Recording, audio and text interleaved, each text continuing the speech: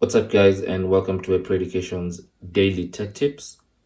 In today's tech tip, I'll just be walking you through the PS5 interface just to show you where everything is, and so that you can use this as your guide and a walkthrough through the PS5 interface.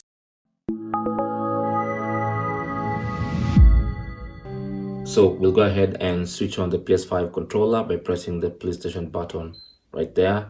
It makes a sound and it turns on. So this is the home screen. This is the interface that will greet you every time you power on your PS5. Now the most important thing right here is how to access the quick menu. Now in PS4 we used to press the up button and that will give us access to the quick menu. But in PS5 all you need to do is press the PlayStation button on your controller once, just like that. And that should give you that screen that you can see right there, and the quick access menu will be right there, all this. So I'm going to start all the way on the right hand side, and the option on the extreme right side is the power options for your PS5, and this is where you can either turn off your PS5 or put it in rest mode or sleep mode if you like, or even restart your PS5. And then the next option is about the profile of the user who's currently logged on. And that's why you can change your online status if you don't want your friends or the general public to see you online. This is where you can have a look at your profile, your trophies, and you can also switch your user from right here or even log out from your user account. The next option is accessories. And this is where you see all the accessories that are hooked up to your PS5. As you can see currently, it's only my DualSense controller hooked up. But if you have headphones and other accessories, you'll see them right there, including their battery levels. And that means I should wind up this video quickly to go and charge my controller. The next option is mic, and this gives you mic options. You can change the mic you want to use. You can mute your mic from right here. You can also adjust mic levels from here. So this basically gives you your mic controls. And the next option is sound. And this is pretty much self-explanatory. You can choose where you want your PS5 to output the sound in case you have more than one outputs hooked up. Currently, it's going to output through my TV, my HDMI TV, which is my monitor that I'm using. And you can also control the speaker on your controller. This is the volume levels of the speaker on your controller. And then again, you can also control the level of music and the sound of the videos, the level of sound of videos playing on your PS5. Now, the next option just shows you if there are any current downloads or uploads going on. The other option is about music. And this is mostly for people who have clients like Spotify and other music clients that you can hook up to your PS5 and play music on your PS5. The next option is called Game Base. This basically lets you see how your games are being played, when you were last online, how many days you've played, and things like that. All the parties that are online right now, or your friends who are online right now. You can see all that information quickly from that menu. The next option is notifications. And this basically shows you all the notifications of your PS5.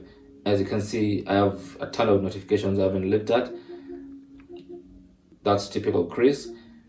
And at the top there, you also have an option to turn on the do not disturb mode. And this is useful especially if you're trying to record some gameplay. The last thing you want is notifications popping up on your screen while you're recording some gameplay or some game footage for your YouTube channel. So turn this on whenever you want to record some gameplay. And the next option is switcher. This basically lets you quickly switch between games that you might be playing at the same time. If you want to play one game and the other one is put to rest mode, you can quickly switch between games and any other application that you have running on your PS5. The last option is self-explanatory. It takes you back to your home page. Now in your interface, games is selected by default, and that's why you can be able to choose between all the games that you have installed. And you can scroll all the way to the right side to access your PlayStation Plus, your PlayStation Now.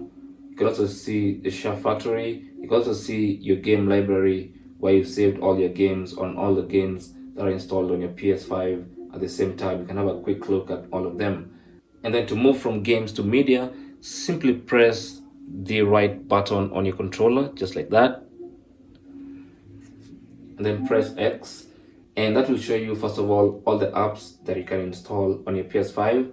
There you go: Spotify, ESPN, Hulu, Netflix, Prime Video, all those apps that you can install, including Twitch if you're planning on streaming a lot of PS5 games. And then go all the way back up, and this will show you TV and video stuff you can watch.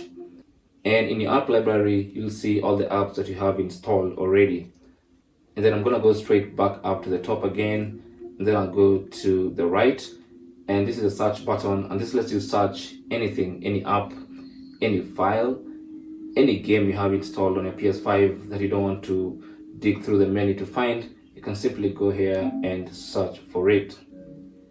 And then on the right of that is settings. Now settings gives you all the settings you need in your PS5, and this is basically very familiar to what we had in PS4. This is where you get all the accessibility settings, you get a screen reader, controller settings, captions, things like that.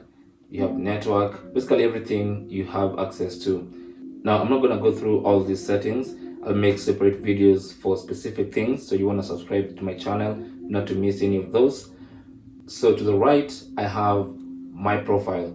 So when I select that by pressing X on the controller, this gives you a summary of the profile that's currently active on the PS5. There you go.